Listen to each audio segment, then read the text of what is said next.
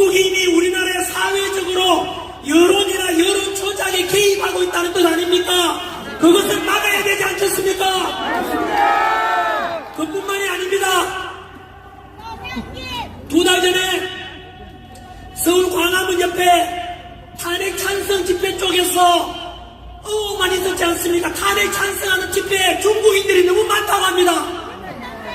여러분, 저는 안 믿었습니다. 그런데 알고 보니까 탄핵 찬성하는, 쉽게 말하면 이재명 편드는 사람 중에는 중국인들이 넘쳐났다는 뜻입니다. 여러분, 안 믿으시겠다면 2030 여러분, 민주당 지지하시는 분들 듣고 계십니까? 검색해 보십시오.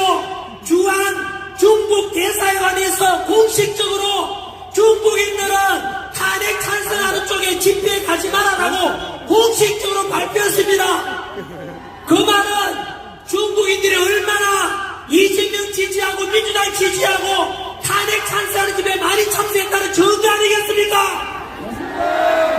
그렇다면 앞으로 탄핵 찬성하는 쪽에서는 중국 오성기 흔들고 북한 인공기 흔들어라! 우리 자유민주주의를 수호하고자 하는 보수 우파들은 태극기와 성조기를 흔듭시다! 여러분 스스로 선택하십시오.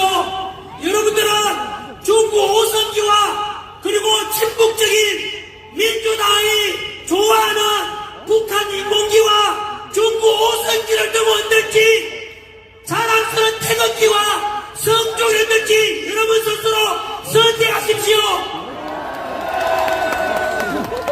전환기 민주당이 그렇게 북한하고 친하다는 거, 중국하고 친하다는 거 증거대봐라.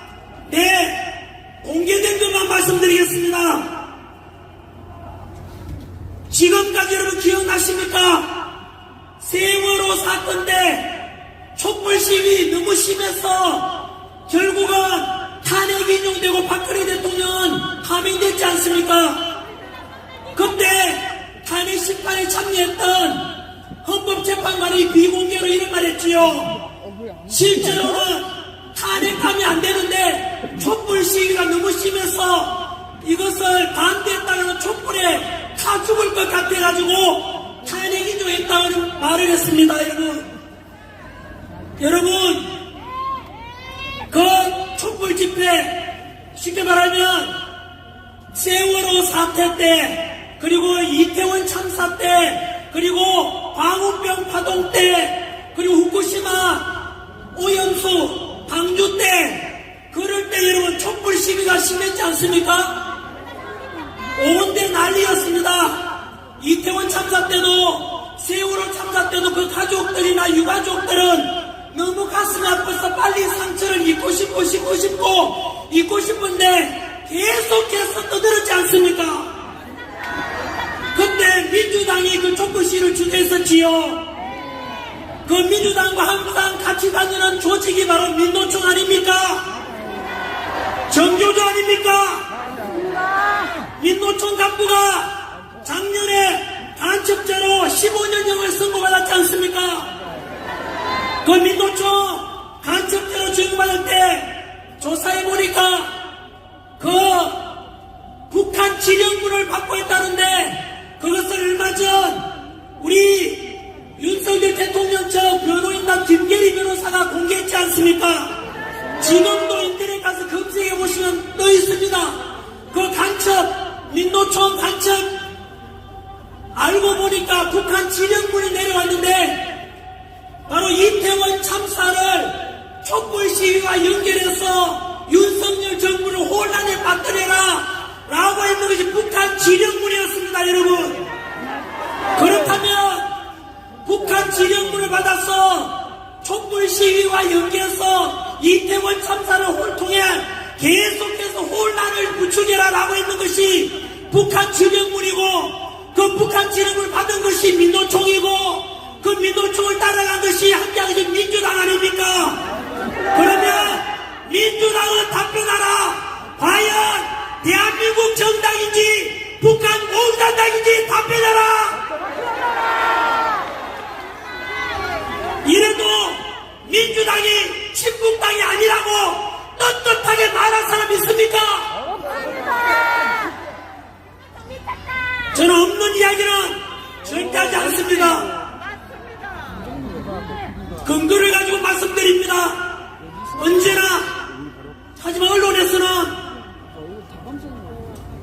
역시 오늘 우리 집회도 이렇게 많은 사람 꽉 찼지 않습니까? 돌아보십시오. 여러분, 저기 끝이 안 보입니다.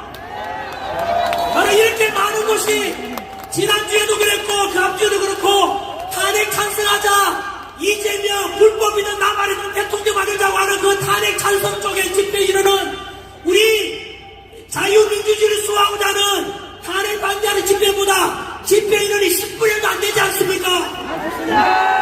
그런데 10분의 1도 안 되는 탄핵 찬성 쪽을 탄핵 반대하는 쪽이라고 보도한 뉴스가 어딘지 아십니까?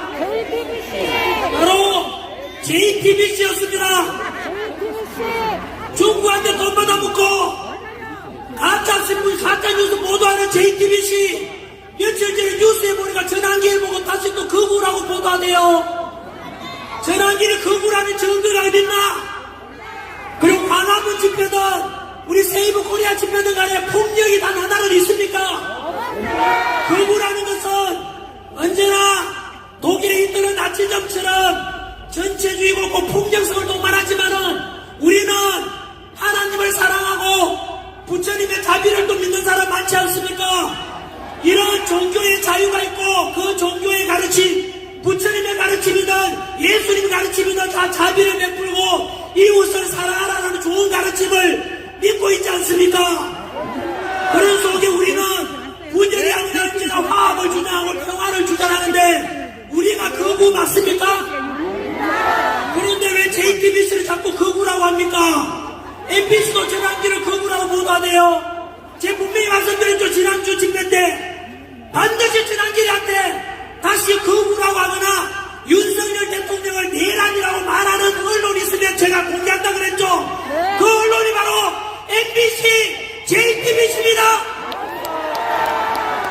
앞으로 여러분 아까 말씀드린 대로 북한 지령을 받은 게 민노총이고 민노총하고 같이 노는 것이 민주당이고 결국은 민노총과 그 민주당의 그런 민주당 주장을 그대로 보도하는 것이 바로 언론 아닙니까? 그 언론사가 MBC와 JTBC 아닙니까?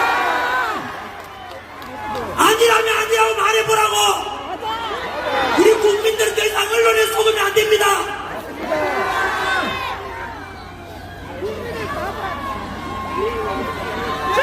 마무리 짓겠습니다.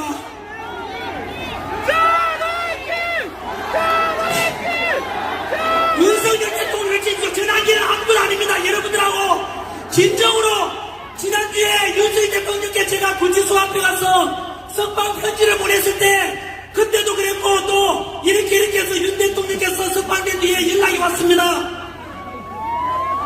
뭐라고 하는지 아시지 않습니까? 윤석열 대통령께서는 바로 이 거리에 나와서 지난 겨울부터 차가운 이 아스팔트 위에서 윤석열 대통령 석방하라, 자유민주주의 수호하자라는 그 국민들 2030 세대들과 그리고 미래 세대들 덕분에 윤석열 대통령이 살아났다고 하면서 감사하다고 전해달라고 했습니다. 여러분,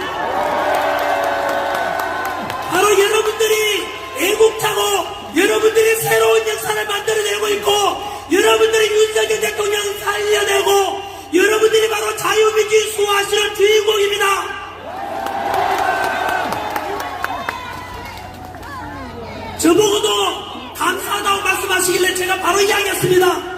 저는 심부름꾼이고 여기에 앉아 계시는 얼굴 한번 내밀지 못하고 이름 누군지도 모르지만 묵묵히 멀리서 자유민주주의 수호하고자 태극기 들고 성조기 들고 나라 지키자 여러분들이 바로 진정한 주인입니다. 여러분, 진심으로 감사합니다. 마지막으로 헌법재판소 말씀을 드리겠습니다. 지금까지 말씀드린 대로 비상계엄을 선포한 이후로 지금까지 역사적으로 제가 바로 차례대로 정리했지 않습니까? 민주당이 외환죄 덮으시려다가 거짓말로 드러나고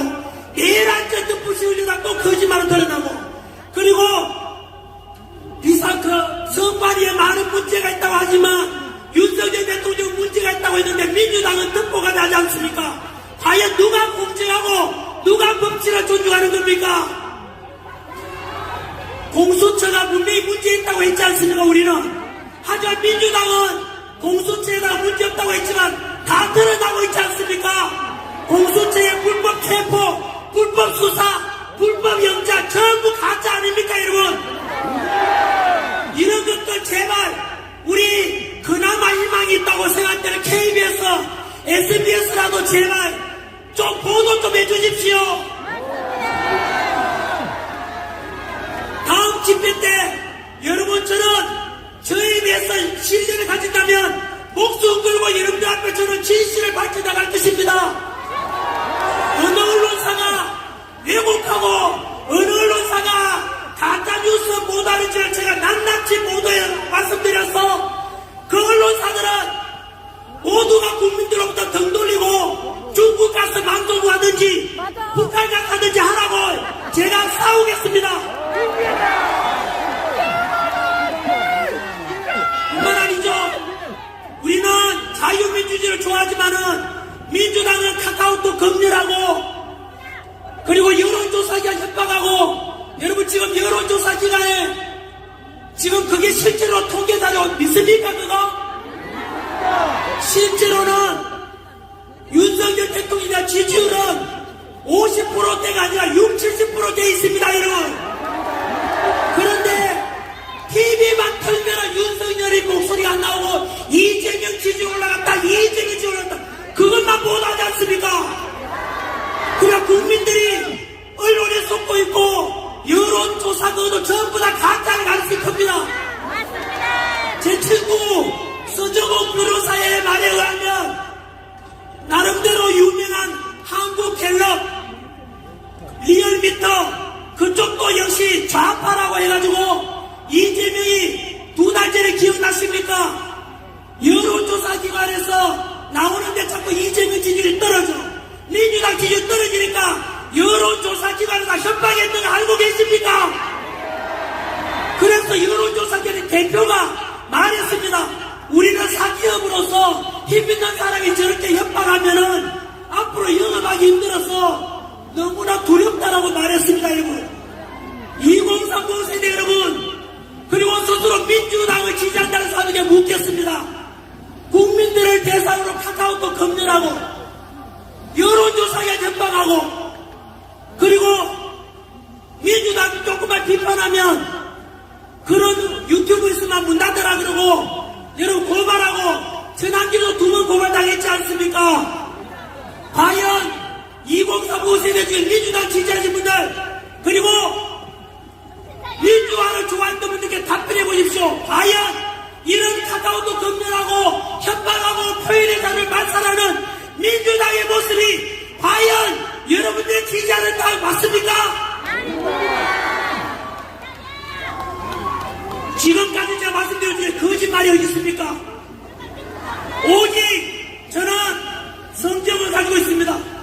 하나님을 믿고 사랑하며 진실만을 제가 말씀드리겠다고 언제나 꿈이라도 거짓말하지 마자. 이게 제 살아온 신조입니다. 제가 거짓말해서 얻을 게 뭐 있습니까? 저는 사랑하는 제가 가르쳤던 제자들 2030 세대들에게 또 자라나는 10대들에게 올바른 역사 가르치고 진실을 알려줘야 되겠다. 그래서 언론에서 나오는 것은 가공되고 여론조사기에 나오는 건 협박에서 나온 거니까 저는 진실 안에 배운다는 게 제 신념 아닙니까? 진짜 끝으로 마이크 끄겠다고 그러니까 약간 민주당 모습이 보입니다. 아닙니다. 그거는 죄송합니다. 뒤에 제가 약속을 어긴 겁니다. 왜냐하면 언론사 인터뷰도 있고 제가 서울 올라가는 또 기차도를 타야 되고 오늘 또 헌법재판소 앞에 아침에도 다녀왔거든요.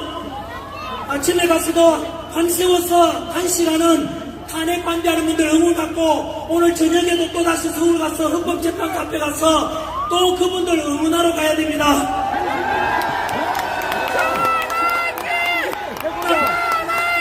3분만 봐주십시오. 3분만. 첫 번째, 헌법재판소는 지금 어떤 결정 내리냐에 따라서 나라가 망하고 국민 두 조각 나고 그리고 진짜 헌법재판소는 가루가 되어 사라질 수 있는데 그러면 어떻게 되느냐? 여러분 아까 말씀드린 민주당은 거짓을 당해서 왔죠. 왜 그런지 아십니까? 민주당 안에서도 알고 있어요. 왜 그러면 민주당 거짓말 해야 되는지 아시죠?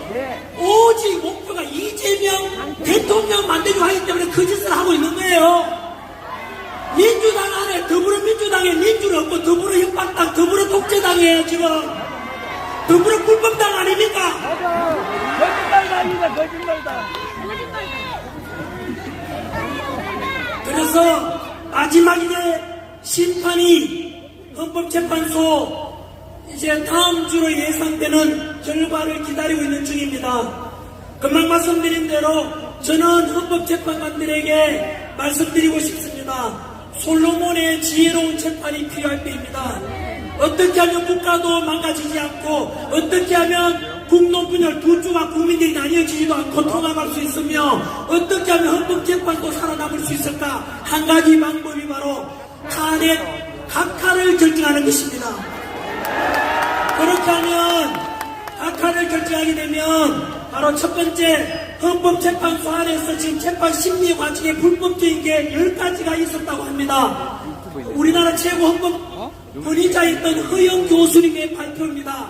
10가지 불법적이 있었으니까 각하를 해버리면은 바로 탄핵 소추 구성 요건이 안 되기 때문에 불법적인 10가지도 용서받을 수가 있고 또 국론이 분열되지 않습니다. 왜냐하면은 탄핵 찬성하는 쪽이나 민주당에서 할 말이 없어요.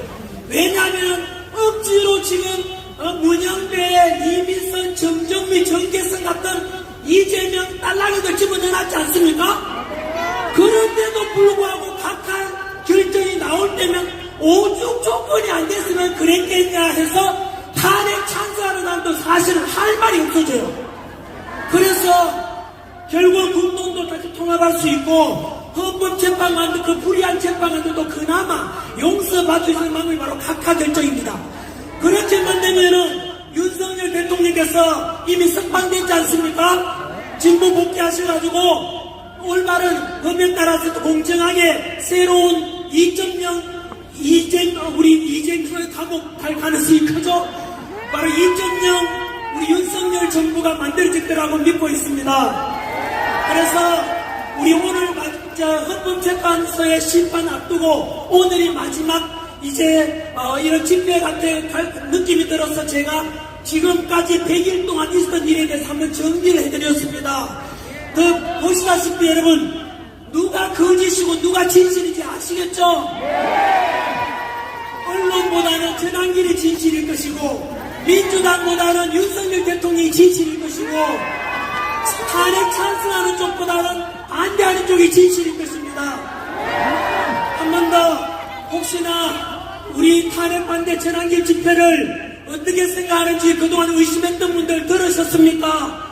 저희들은 탄핵 반대하는 데는 많이 모여서 주장하는 내용이 폭력이나 분열이 아닙니다.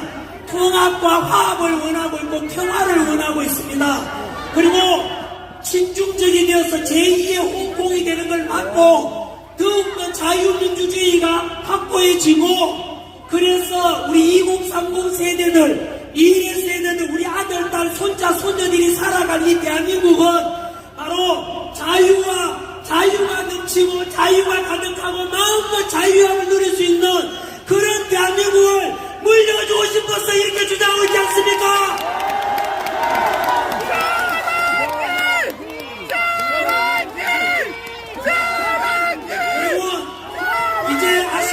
무엇을요? 윤석열 대통령께서 처음에 비상계엄을 선포했을 때는 저는 죄송합니다만 미친 짓을 했지만은 그 뒤로 개몽이 되었고 먼저 개몽된 게 광화문에 있던 집회하는 분들과 2030 세대고 제가 개몽되었고 그 뒤로 혹시나 개몽된 분들은 보시다시피 비상계엄이 아니었으면 성관 예의가 썩었는지 헌법재판소에는 문제가 많은지 그리고 공수처가 이렇게 문제가 많은지 그리고 민주당이 저렇게 폐악질을 많이 했는지 몰랐지 않습니까? 그래서 비상계엄이고 계몽령이고 비상계엄이 없었다면 대한민국은 끝날 뻔했습니다. 그래서 비상계엄이 대한민국을 다시 살려준 정말로 신이 준 기회라고 저는 생각합니다. 해서 비상기업 선포함으로 해서 대한민국이 다시 살아났다. 저는 다음에 역사책에 그렇게 기록될 것이라 믿습니다. 그래서 우리 다음 주에 있을 헌법재판소의 탄핵 각하를 소망하고 바라고 윤석열 대통령께 한 번 더 응원하는 함성 한번 부탁드립니다. 윤석열 대통령님 들리십니까? 사랑합니다. 우리는 자유민주주의 대한민국을 사랑합니다. 윤석열 대통령을 지지합니다. 여러분, 우리가 그동안 이렇게 집회하면서 외쳤던 걸 듣고 보니까 윤석열 대통령도 다 듣고 계셨답니다. 우리가 말씀드렸지 않습니까? 이 집회와 우리의 주장이 역사를 바꾸게 될 것이고 결국 여러분들 주인공이 될 것이라는 것이 사실이 있었습니다, 여러분. 자꾸 길어서 죄송합니다. 진짜 너무 여러분들 자랑스럽고 저도 다음 기회에 반드시 각하 헌법재판소의 심판은 각하가 될 것이라고 그 모든 것은 여러분들 덕분이라고 저는 생각하고 또 구치소에서 꿋꿋하게 전혀 흩어짐 없이 바로 우리를 믿고 지켜 기다려주신 윤석열 대통령 덕분이라고 저는 생각합니다.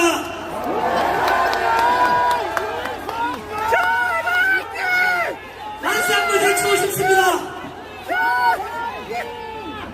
윤석열 대통령님 만세! 자유민주주의 만세! 대한민국 만세! 감사합니다.